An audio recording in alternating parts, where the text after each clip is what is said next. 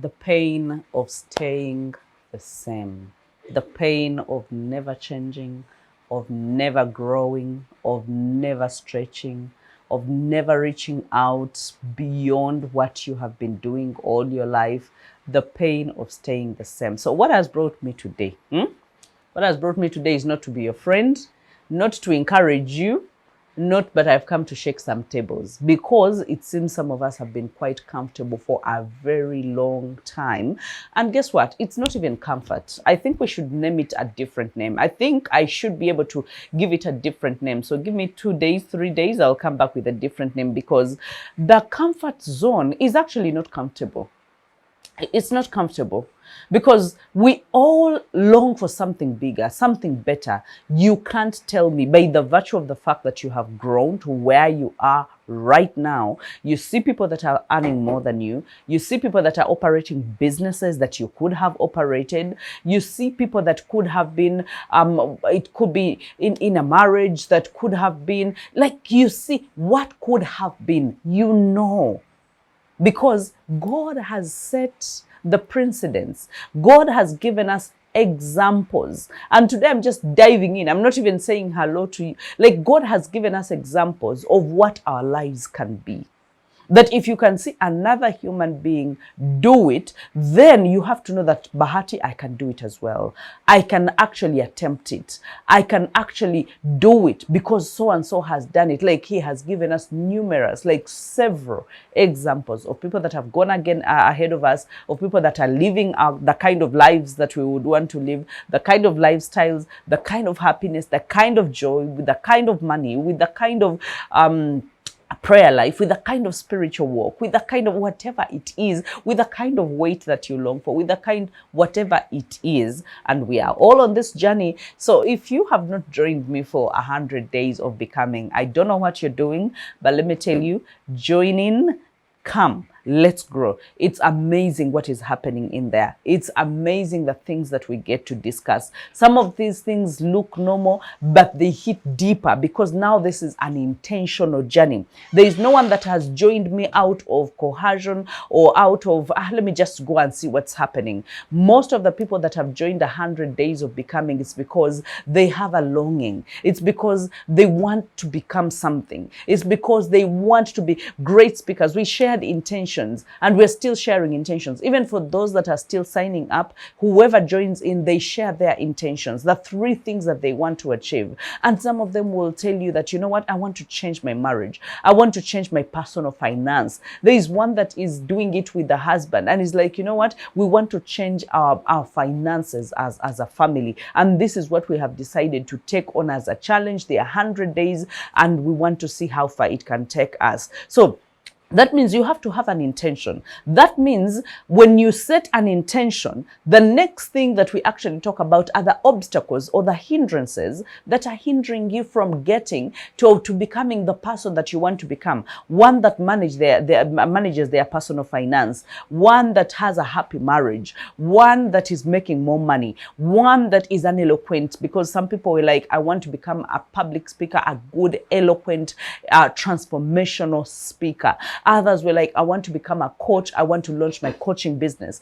Others were like, I want to write a book. And so far they have written 2 chapters and they're still going on to write more books, to write more chapters. So you realize that when we talk about hindrances, because this is 100 days of becoming is an intentional journey. Okay. It is an intentional journey. For those of you that have joined in, I know that I mean, it's the sky is the limit. You feel you are in your own bubble. You feel the energy. You feel the saturation of the longing to be that person. For those of you that haven't joined, I hope that you can join the 100 days of becoming, so that you can be stretched, so that you can be reminded every single day. Every single day, we remind you, we hold you accountable, we check in, okay, so that you can have it as top of mind awareness. We don't want to set goals and set things that we want to achieve, and then forget them for the rest of the week, forget them for the rest of the month, because I know that we are humans. We go through a lot of things, you know, our families, our jobs, our bosses, our children, our husbands, there's everything that is happening. But amidst everything that is happening, you still can give yourself the permission to become the best version of yourself. You can give yourself the permission to become who God designed you to be. You can give yourself the permission to achieve the kind of life that you want to achieve. So today, the pain of remaining the same, while everyone else is taking the journey to becoming, while everyone else is challenging themselves, while everyone else is trying to stretch, even if it's a little further, they are trying to do something. For you, you just make a decision, or you simply don't make a decision, because indecisiveness is a decision. So when you hear 100 days of becoming, and even for those that have joined, you are in 100 days of becoming, but you decided to join and you have a like-minded community, but you're not doing anything. That means you made a decision to join, but you are in indecisiveness about where you want your life to actually go. So now that becomes you experience the pain. Yesterday night, we were actually checking in, and I was talking about, I found a pattern. Everyone was talking about, for some reason, you know, there's this thing I was supposed to do, but for some reason I didn't do it. You know, there's this thing for some reason. So it was a pattern. And I was telling them, guys, it is going to be so painful, like so painful to get to the end, or to get to somewhere, to get to certain years of your life, and you're experiencing pain and regret about things that you should have done, but you never got to doing, because for some reason you never got to do them.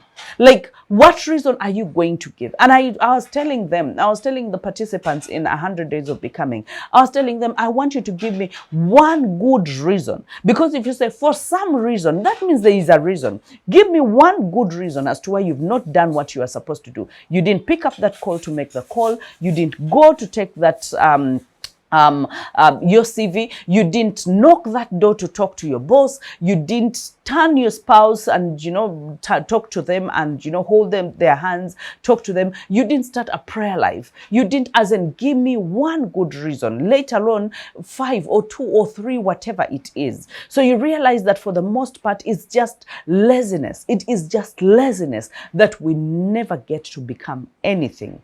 We know who to become. We know who to become. We all have goals.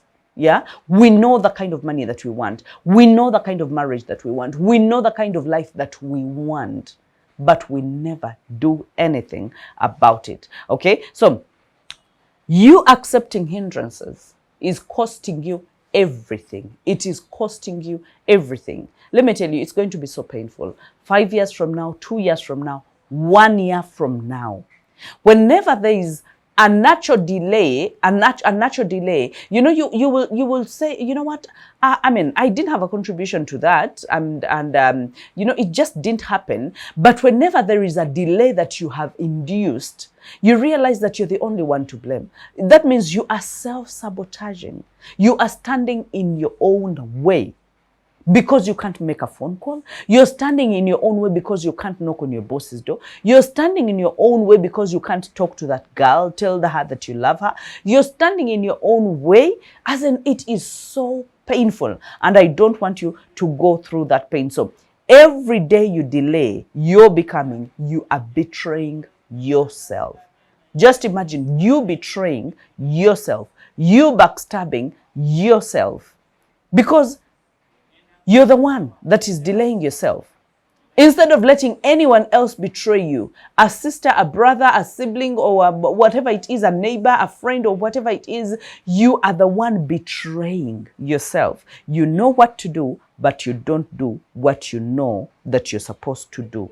And so you are betraying yourself. And there are so many things. I believe that at least you have a glimpse. If you've seen other people materialize or manifest certain kind of lifestyles, you have a glimpse. Remember, we usually say that we are not supposed to sink. We were not created to survive, to just be in survival mode, because so many of us have been in survival mode for a very long time. Some of us have been in a sinking mode for a very long time. By the time I came up with this idea, I believe that this is a God idea. By the time he placed it on the inside of me to start 100 days of becoming, and not starting it just for you, but doing it for myself. I'm in the 100 days of becoming, not just as a leader, but as a participant, as a learner, as a doer. I'm in the 100 days of becoming to also attain the things that I need to be able to attain. So by the time God put it on the inside of me, that means he saw so many people that were sinking. He saw so many people that were drowning. He saw so many people that had given up on their lives. He saw so many people that were coasting, that were in their comfort zone. So many people that were in survival mode, that you've been in survival mode for the past 10 years, like you are barely surviving, you're barely breathing, debts are taking you, you are sinking in debt, you are sinking in tears, you are sinking in unhappiness. And the devil, that is the doing of the enemy, that he came to kill, to destroy. Yeah, but God came, Jesus came, that we will have life, and life in its abundance.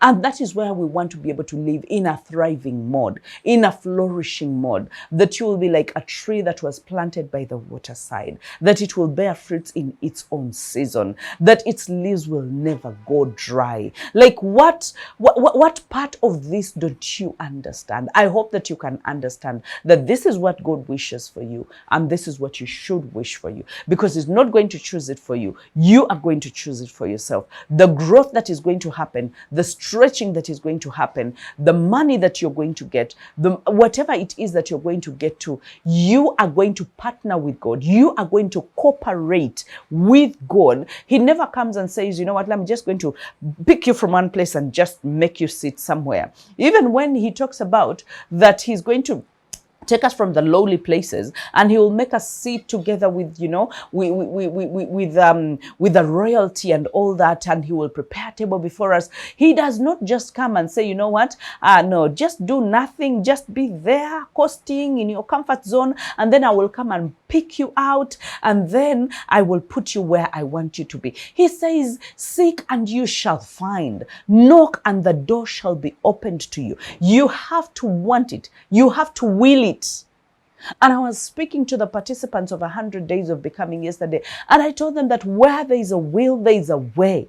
The moment you will it, you will open your eyes and you will see the different options and how you're supposed to do that one thing that can lead you to 100 possible results, because there is a will. If you don't have a will, you will give excuses after excuses after excuses and after excuses. Why you didn't enroll back to school? Why you didn't call? As in, you will give excuses until everyone around you will be like, you know what, that person is just full of excuses. I don't think they are willing to grow, and they will mind their business. Before you know it, I mean, most of them will start being cut off you, because if you're not growing with people, believe me, you will start dragging them behind. And when you start dragging them behind, they will start leaving you behind. That applies to spouses. If you are growing and your spouse is not growing, the spouse that is not growing is going to become a weight. And the spouse that is growing will seek to cut off. And it might not be like the cutting off of divorce. It might not, but they will learn to mind their own business. They will learn to go to their own growth spaces. They will learn to pray on their own. Because every time they're inviting you into a prayer session, let's hold hands and pray, you have excuses. You either want to sleep, you're either watching a movie, or you will come later. And so they learn to do it on their own. They learn to read the word on their own. They learn to pray on their own. They learn to tithe on their own. They learn to save on their own. They learn. Do you see the things that I'm talking about? Before you know it, you're starting to say, but, you know, she decided to do things on her own, or he decided to do things on his own. No, he did not decide to do things on his own. You became a weight. They dragged you for a long time and they got tired because you are a dead weight. If you're not growing, you become a dead weight. Have you ever seen a corpse. I think you've had it even if you've never carried one. You know that, and they've told you that a corpse is heavy. The reason as to why a normal human being is not heavy is because they're also fighting for their own life. So when you're carrying them, they're also trying to lighten up the load. While a corpse has given up, so the body is just falling, you know, wherever it wants to fall. And so some of you have become like that to your friends, to your partners, to your spouses, even to your working spaces. Guys, you have become a load, a heavy load of weight to your boss. You have become a heavy load of weight to your employer. And so this is what used to happen. Because when someone fails to go to the next level, yeah, you've been on the same level, yeah, for a very long time. And others are growing. Your company, your fellow employees, your employers, there is always a next level and a next level. And now for you, you are still functioning at the same level of giving excuses, of arriving late, of, you know, of disrespecting others, of, you know, of just not changing anything. All of a sudden, the people that used to involve you, before you know it, they're sitting in meetings and they're not calling you. You have nothing, no value addition. Because if you're not growing, you are dying. There is nothing like being neutral in growth. There is nothing like being neutral. That, oh, you know, I am kale kale ko. You know, okay, I'm a bit. There is nothing like being a bit. You stop growing, you're either dying or you're growing. So if you stop growing, there is nothing that, oh, I decided to stay neutral. No one decides to stay neutral. So if you see your friends have started hanging out without you because you cannot fit into their conversations, you usually bring the jokes of a different level to another level. And they're like, no, you know what? That is below the belt and we don't think we can entertain that. At work, they're having meetings without you. They're making decisions without you. And yet they used to involve you. Ask yourself, what is happening? It's because you have become a weight. They decided to tell you. They decided to show it in signs. They decided to even tell you point blank, and they said, you know what, there's something wrong. There's something you should be able to work on. You are not getting. You are getting the words. You are seeing the signals, but you're not willing because there is no will for you to actually grow. So the pain of staying the same.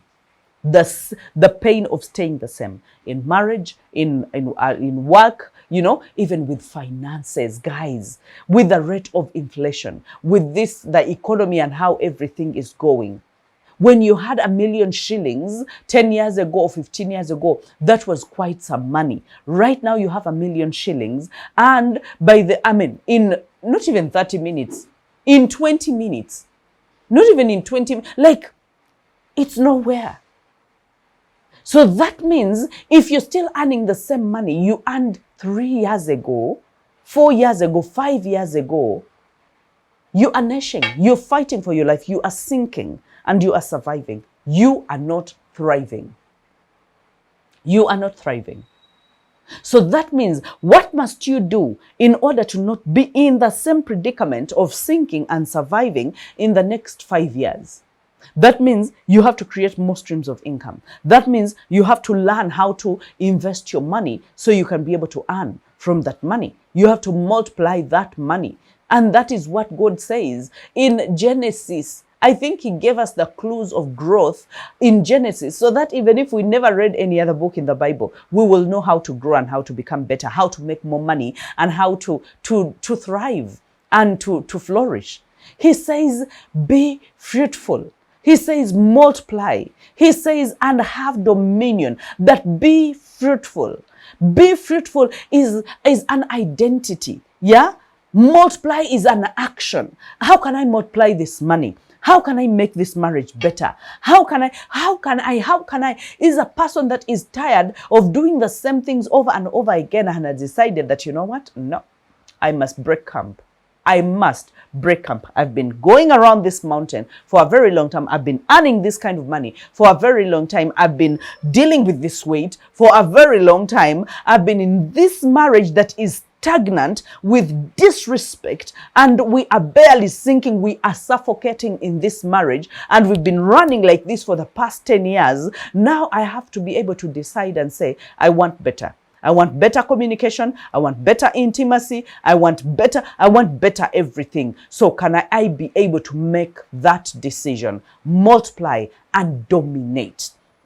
So many of us long for dominion. We want to dominate our industries, our spheres of influence, our mountains of influence. It is so good to speak about it. It looks good on paper, but let me tell you, for as long as it is not backed with action and execution, you are talking about nothing. Nothing. You are talking about nothing.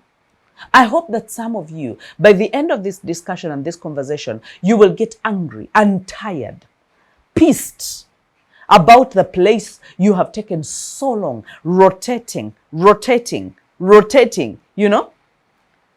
You stayed in the same house. You've stayed in the same small, you know you are tired, but you're like, but there is nothing to do. No, there is something to do. You can do something about it. You can do something about it. There is nothing you can give me an excuse, oh, that and now I can't do something about that. There is always something to do about a situation. So every day you delay your becoming, you are betraying yourself. I need you to ask yourself, how many times have you started and stopped? Some of you have dared yourself and you're like, you know what? Every new year you want to start. Every new month you want to start. Some of you have even said, oh, next month. Some of you have even said, oh, next week. The beginning of a new week, the beginning of a new month, the beginning of a new year. We are always hyped up because everyone around us is hyped up. And so because there are so many motivational speakers and so many people, let me tell you, the moment it ceases to be about who is motivating you and who is hyping you, and you take matters into your own hands and say, I am tired of this situation. I'm tired of eating this kind of food. I'm tired of sleeping in this kind of house. I'm tired of staying in this same kind of marriage. I must be able to change it. I can revamp it. I can change something about it. I am tired of always saying, I can't afford this. I am tired of always saying that, you know what, principal, give us more time. I am tired. I am sick and tired. Until you get sick and tired, you are going to be the same today, tomorrow, and forever. It's only God that is supposed to be the same. His love, His mercies, His grace, everything is supposed to stay the same. Today, tomorrow, and forever. Us, you and I, we are supposed to evolve. We're supposed to change. We're supposed to grow. We're supposed to become better. We're supposed to grow more into the likeness of God. We are supposed to grow. That is a non-negotiable in your life. I hope you can take matters into your own hands. What has your comfort zone what has it given you? Like, what has it given you? Because there's no comfort. I don't know about you, but I mean, how do you sleep knowing that your children are not going to be able to go to school? How do you sleep and snore? How do you, and I know that some of you can take offense at the questions that I am asking. I am asking because, I mean, I have asked myself some of those questions so many times at every level of my life. I'm like, you know what? This is not time for me to be comfortable. This is not time for me to say, this is it. This is not time. No, there's something bigger. There's something better. There is always something better that I am working towards, that I am driving towards. And if I feel any sense of comfort in my life, I will even destabilize my own life. 100 days of becoming was one way of destabilizing my life, creating discomfort for myself. That, you know what? I need to have a group of like-minded people that we check in every day, that we meet every day, that we are accountable, that this is me challenging myself. I was telling the participants in 100 Days of Becoming that no, I didn't do this for you. I didn't. I did it for myself. That is how bad, that is how desperate, that is how angry I get at myself for even smelling any kind of comfort. Because I know there is only death in comfort. Only death. There is only going down. There is only sinking. If I want to become anything better than who I am today, that's going to take a fight. That's going to take me willing it. That's going to take me wanting it more than anything. That's going to take me prioritizing it. That's going to take me it being in front of me every day, being top of mind awareness. Yes, that's what's going to take. So I am going to take the route that is very uncomfortable. I've been doing 100 days of becoming. I've been doing it while I have hospital visits every single day. Sometimes I do the check-in and accountability when I'm in the car, when I'm traveling home, when I'm in the hospital, when I'm in the nurse's room. And I'm like, you know what? I'm not about to give up. I'm not about to give an excuse that, oh, today we were not able to meet. We were not able to be online because I was at the hospital. No.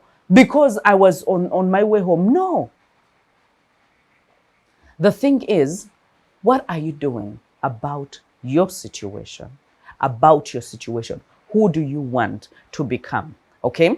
And in Proverbs, I love how the Bible puts these things. In Proverbs 13:4, it says, the soul of the sluggard craves and gets nothing. Like over sluggard, over weak person, over lazy person, of one that has no will, or one that is giving excuses, or one that is saying, for some reason I didn't get to do it. The sluggard, I need you. I mean, just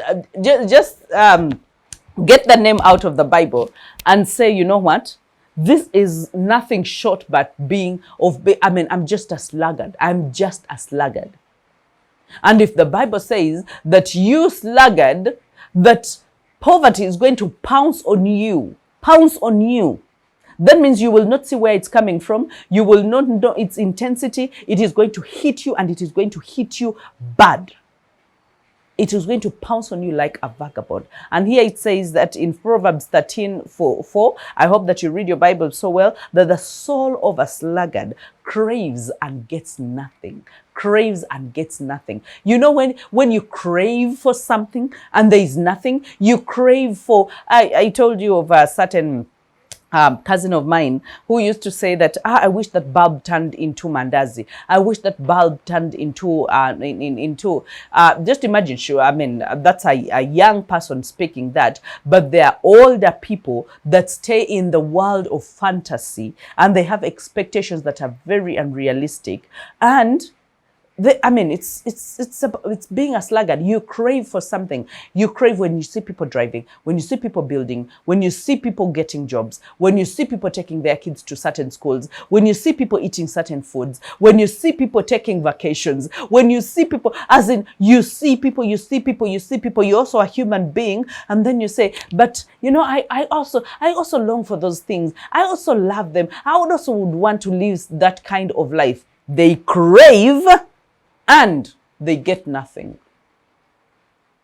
You know how you will hear a smell of food? I've shared my story so many times where, I've grown up in total poverty, where you smell the smell of meat and yet you even have nothing. All you're going to drink is water. You see people taking vacation and you're like, but those ones are showing off. No, they are not showing off. They are not showing off. When God liberates you, when God breaks that certain chains off you, you are going to stop looking at other people as if they are showing off, as if they are, no, because you'll be living in the reality of what is actually happening. Oh, you know, sitting in first class, sitting in business class is a waste of time. No, who told you it's a waste of time? It's not a waste of time. You would have wanted to do that. Yeah, you know, now you can't be there when you're changing your hair, you know, every after 2 weeks or every after 2 months. You know, that is wastage. Who is saying it is wastage? You are the one that is saying it's wastage because you don't have the money to do it. But there is someone who thinks, I actually deserve it. And the kind of job that I'm doing, the kind of whatever it is that I am doing, that is the kind of pace that I must be moving on. So I'm not showing off. I am making the money that can actually facilitate that kind of lifestyle.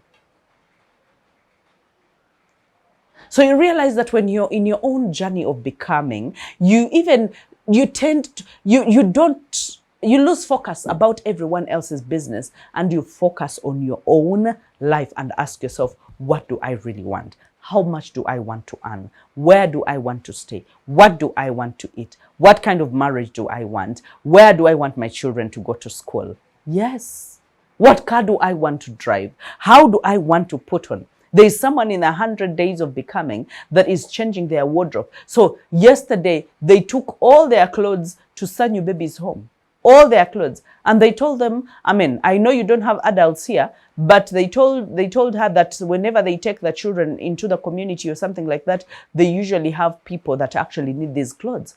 And so she's creating and curating her own wardrobe and how she wants to look like before the 100 days elapse. She's like, you know what? I'm quitting playing about myself. I've been putting on in a way that I don't like for so long. I've been doing things that I don't like for so long. And now it's time that I change some of these things. And she's being intentional. She's going to love how she's going to look. Okay? So, the soul of a sluggard craves and gets nothing. And that is where you start backbiting. You start, thinking, whoever is driving, if a woman is driving a certain kind of car, oh, she had to sleep with men in order to get it. No. There is such a thing called hardworking and smart working, and people actually prioritizing themselves and having goals and having clarity of how they're going to go after those goals, and deciding not to give any excuses, deciding that, you know what, I don't want my life to look like my mother's, my father's, or whoever it is. They had their own time to live. I have my own time to live. I'm taking matters into my own hands, and I'm going to nail everything. I'm going to get to every dream that God has decided and designed for me to be able to get to. You realize that that is just a decision that you actually make, and you can actually make it. So there is nothing like staying neutral. That is very dangerous. You're going to start becoming a sorcerer, a witch doctor. Yes. You look at people and say, Bali baba labakachi, Bali baba labakachi. And good enough, God does not listen to such void speeches. He does not. Because you have nothing to say. You have nothing to say. If they are hitting their goals, let them hit their goals in peace. If they're achieving their weight, if they're achieving their whatever it is that they have set money-wise, career-wise, ministry-wise, anointing-wise, and they're hitting their goals, let them be. Stay in your own languishing and your own lamenting and excuses upon excuses of, for some reason, I never get to do it. Yeah. Tell us for some reason after 10 years. Because you will be tired, you will be old, and you will be bitter, and you will be so frustrated, and you will turn into a witch doctor. Whenever you see other people's children performing well or doing well, you will be the one that is saying, the father was a thief. They were not a thief. When they were working hard, you did not work hard. Let's speak the truth for what it is and call a spade instead of saying this is a big spoon. Hey, let me give you a moment. Let it sink in. Let it sit properly in your soul and hate me properly. You know where to find me. But let it sink in. I need you to take charge of your life. Has it sunk? Has it gone deep? I hope that you've had a moment to actually think about this. I hope you've had a moment to interact with God, to show God how tired you are, how if you are already on the journey of becoming, to thank God that, you know what, thank you for giving me the strength to keep fighting because I know that some of you are on the journey of becoming and you're serious about. So it's not all of us that are at a place where we're not making the decision to own up our lives and to take charge of our lives. Some of us are actually, many of us are on the journey. We are growing, we are in growth spaces, we are, put together our goals, we know our intentions, and we are growing. For those of us that are lagging behind, this is your reminder. And in case this does something to you, or it helps you change your mind, share it with another person, share it with the world. Let's grow together. And for so many of us, we usually just think, okay, if I'm stuck, I'm just stuck. No, you're not stuck. Just like we said, you are actually dying. So when you refuse to grow, these are the things that happen. I have seen these things happen in people's lives. Their vision fades. They stop. They don't have anything. One who used to envision a good future and work towards it and wake up every day and walk towards it, they stop envisioning a certain future. They stop because they stop believing. Yeah, they stop believing because they've been, for some reason, or giving excuses for a very long time. They are lazy. They are sluggards who crave for things and things do not happen. Now, even the Bible talks about that, no hope deferred, yeah, it makes the heart sick. So now when your heart gets sick, most of the times, because of the hope that was inactivated, it was not activated. Hope can only be activated by action and execution. So the hope was not activated, and so this is what's happening. Your vision starts to dwindle. It starts to die because you stopped believing. You stopped having faith. The reason as to why people take the journey or even joined me or are still joining me on the journey on the 100 days of becoming is because they believe. There's a level of certainty that I can do this, that I've been called to do this, that I've been called to do more, that there's more in life. Well, if others can achieve it, I can achieve it. If others can do it, that comes from a place of faith, from a place of believing, and from a place of having a vision that is alive. A vision that is alive. Now, so many of us go visionless. And when you become visionless, you are prone to accidents.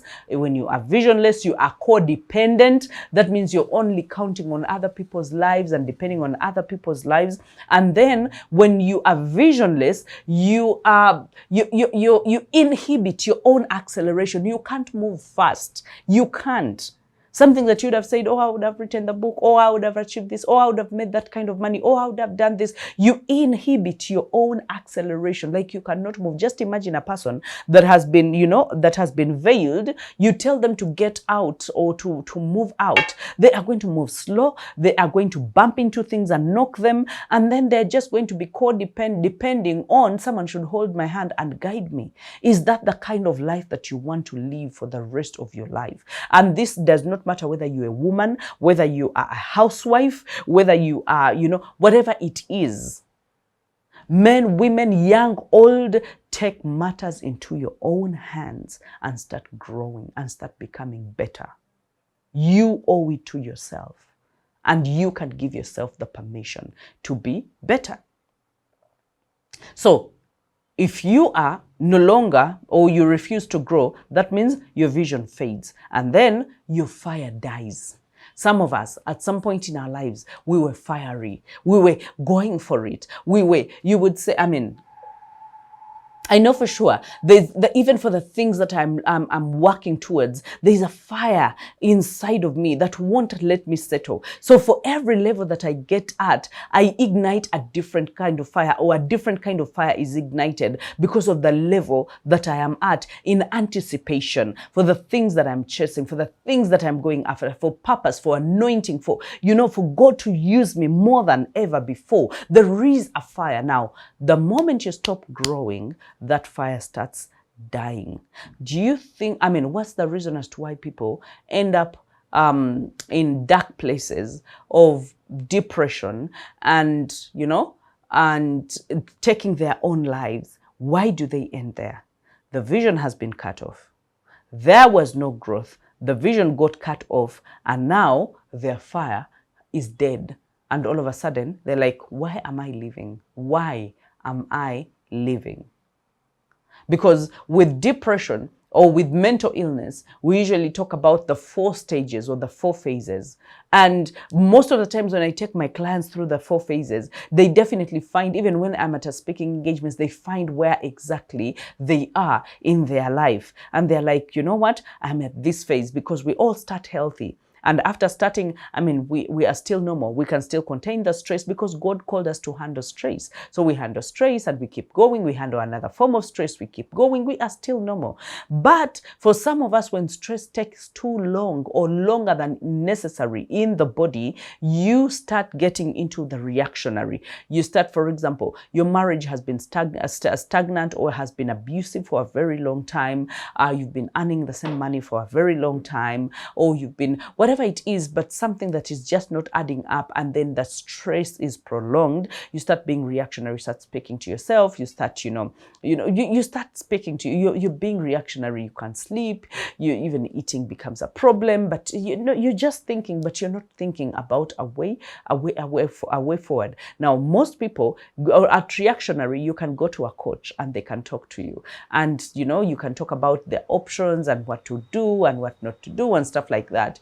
However, some people cross from reactionary and get to injured. When you are injured, your appetite goes, you're in insomnia, you start hallucinating, you can't actually sleep at all. So that means you have gone to a worse stage. In the injured stage, a coach can't just talk to you. You need a psychiatrist, because at best, sometimes you start needing antidepressants, because you cannot function normally. You cannot. When you sleep, you don't want to wake up. When you stay awake, sleep cannot come. There is no appetite. You're isolating.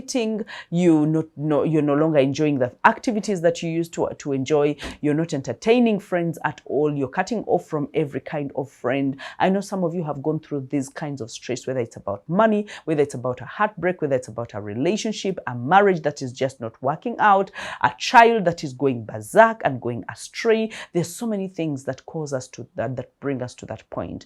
And all of a sudden you are injured, and from injured, that is when we go to ill. When you are ill, that is how we are sedating you. That is how, you go full swing on medication. Is that the kind of life that you want to live? And some of these what causes stress are not really too external and too far away. Some of them are in our lives. As simple as you not growing.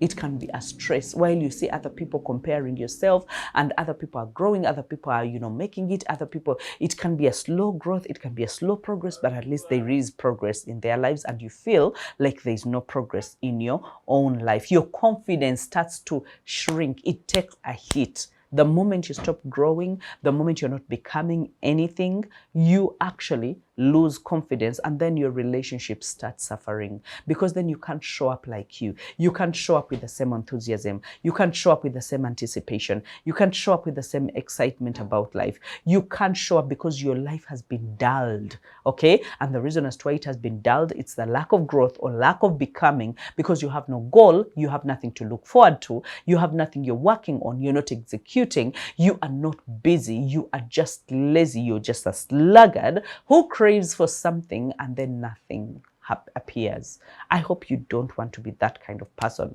And even spiritually, you suffocate. Tell me, the moment you start isolating from people, you isolate from God as well. Because then, why? The situation is still the same. It was the same last year. It is the same this year. What's going to change? I don't think even God exists. That's when we start doubting God's existence. We start doubting God's miracles. We start doubting God's power. You cannot read the Bible, because every time you start reading the word, then that is when you get fed up. That is when you become reactionary. That is when all these things are happening. Why? Because there is no growth and there is no becoming. Remember, if you've just joined us, we are talking about the pain of staying the same. If you stay the same way you are right now for the next 2 years, 3 years, 5 years, and you are going to regret it. It's going to be so painful, and I know that you don't want to. You don't want to do this to yourself. So stagnation breeds confusion. It brings confusion. That is where you're like, I even don't know where to start. For some reason, the reason as to why you can't even give the reason is because you are confused, okay? Because stagnation breeds confusion. And something else that is bred with stagnation is it invites comparison. You're always looking at yourself against other people, against their milestones, against what they have achieved, against what they have gotten in their life, or against what they have bought, against their home, against their children, against their wives, against their husbands, against whatever it is. But stagnation, because you're in one place, you have so much time, you have so much redundancy, like you are just not busy.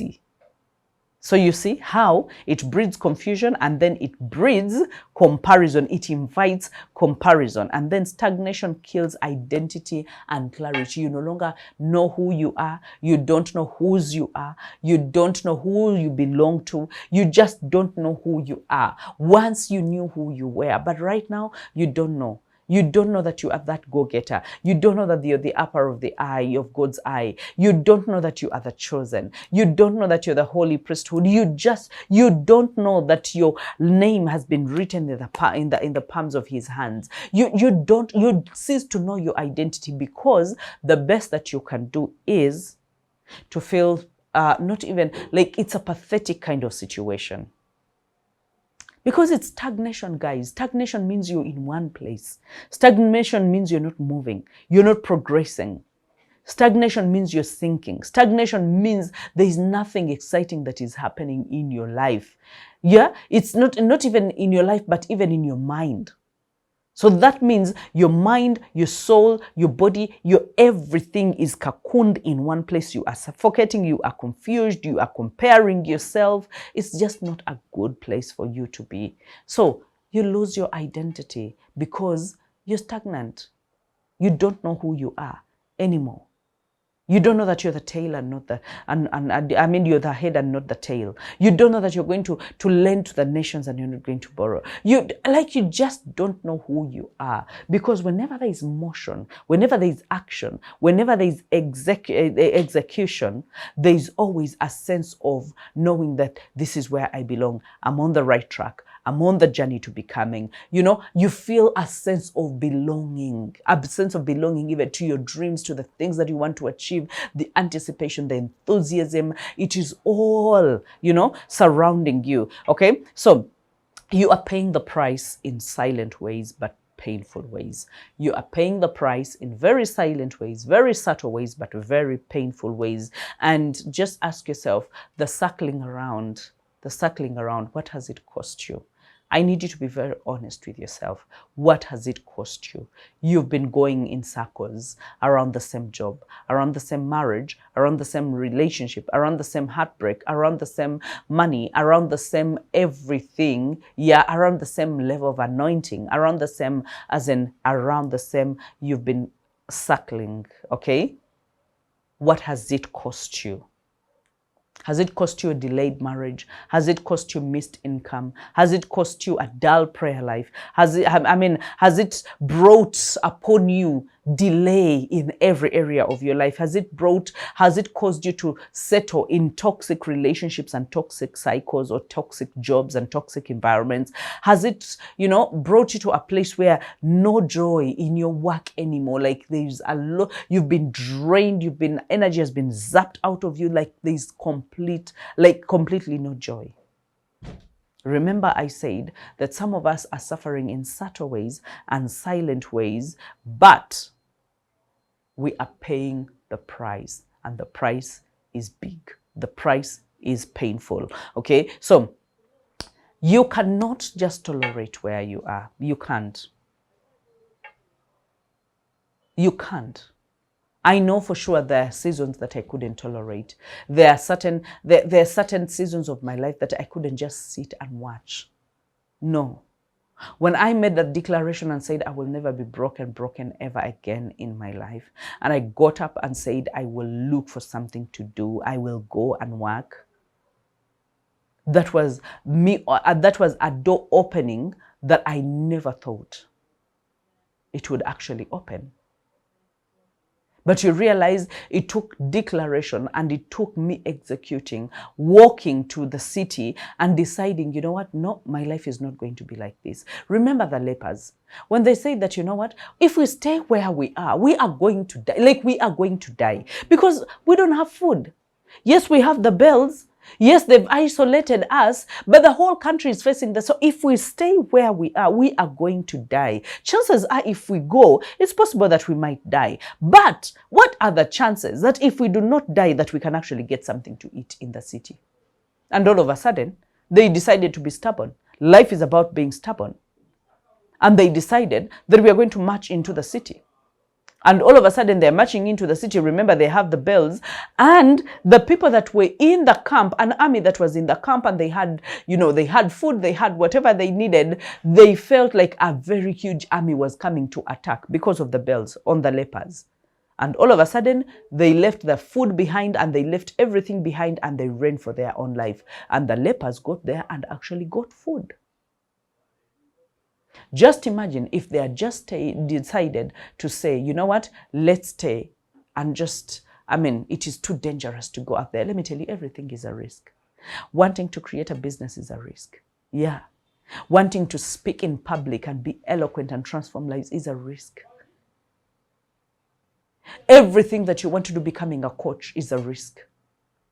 Yeah, using social media, whatever it is that you need to do, whatever, rocking your marriage, the boat in your marriage, and saying, you know what, we would rather do something different instead of just repeating the same old cycles that got us to where we are today. It's possible I'm risking losing it, but if I don't lose it, I might gain it. Guys, everything is worth trying, okay? So the life you're tolerating, okay, is beneath what God has called you to actually have. It is beneath. And one thing that I know about God, he cannot elevate who you keep pretending to be. You cannot pretend to be anything. You have to grow. You have to elevate. You have to go to the next level. You have to yearn for it. You have to long for it. You have to work towards it. You have to execute. And that is when the elevation comes. Before you know it, just like one of the people that is in 100 Days of Becoming was telling me that, you know what, I have meant to write a book for the past, I don't know how many years, but for some reason I never got to doing it. But when we started the 100 Days of Becoming, I actually decided and said, you know what, let me call someone, because they told me that this person actually edits people's books. So let me call them to hire them when eventually I finish this, the writing. And so when she called the person, the editor was like, I am here. We can work. Send me your work. And so she's like, no, I'm not sending you anything because I've nearly just started. I've just written like 2 chapters and I've not beefed them up. And the editor was like, send them through. I want to look at them. And by the time the editor returned the 2 chapters, as in, it was a whole different other story. I was like, you know what? I have a book in my hands, and it's just challenged me to do better, because whatever this editor managed to do with just the small information I gave him, that means there is a lot more I can actually do. But she had been procrastinating, she had been putting it off, she had forgotten about the project, and all of a sudden, most of the people in the accelerated, not in the accelerated mentorship, actually in the 100 Days of Becoming, are just getting the dreams off their shelves and dusting them off and saying, you know what, I want to achieve this, I want to achieve that, and I want to achieve that. And guess what? They are going to achieve each one of them, okay? So as long as you play small, heavens are not backing you. Because God is not backing small players. He's backing big players. Go with full-fledged belief. Go with, believe that everything is possible and you can figure it out. Heaven partners with becoming. It does not partner with hiding. It does not partner. God does not partner with people that are hiding, with people that with people that want to give up, with people that are not choosing to do anything. God partners and collaborates with people that are showing up, they are becoming, and he's pushing them, and he's pushing them into their destiny and who they are meant to be. So why are you still waiting? Why are you still waiting? Let me even look at you.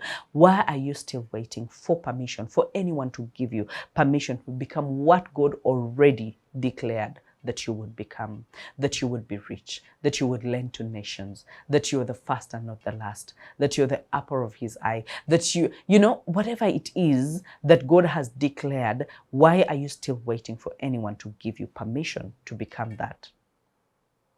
Because the hindrances, you actually know them. Most of them, you are holding on. Actually, most of them are a bit quite demonic, because when you ask yourself, why am I being lazy? Why am I giving silly excuses? Why am I so you're asking yourself, but you actually, there is no reason. There is no reason. All you're staring at is laziness, excuses, fear of visibility, craving validation, people's opinions, fear of hard work, lack of spiritual discipline. You are just staring at the same things again and again and again, and you're just not doing anything. In Hebrews 12:1 says that lay aside every weight. Lay aside every weight. So I need you to ask yourself, all the weight that you've been carrying, can I lay it aside? Can I put aside the fear, the excuses, and the laziness and everything else? I don't want to be that sluggard that craves for something and yet has nothing. You don't want to be that sluggard. You want to be a person that craves for something and you can actually have it. Because that is your inheritance. That is your inheritance. You were created to thrive. You were created to flourish. You were created to become the best version, the greatest. Greatness is in your blueprint while you were created. And sometimes God becomes so disappointed. And I feel so disappointed when I see people that could have become something but end up becoming nothing, because they chose to become nothing. If you choose to become anything, I know you can become anything. So for you that is watching, I am actually bringing I'm giving you an offer. If you can take this offer within the next 12 hours minimum, I'm bringing the price for you, or the charge for you. It is very affordable, very, very affordable. Get into the group. Let's chat. Let's create the goals and let's work towards them. 100 days. Just send me 100 days. For those of you that are watching TV, send 100 days of just 100 days, and I will send you the details. And those of you that are watching on YouTube, it is 0757 117 117. 0757 117 117. Send the word 100 days, and I will be sure to send you all the details that you need to be able to join us, and let us thrive together. Let's grow together, let's stretch together, and let's become the best versions of ourselves. Love you, and may the Lord bless you.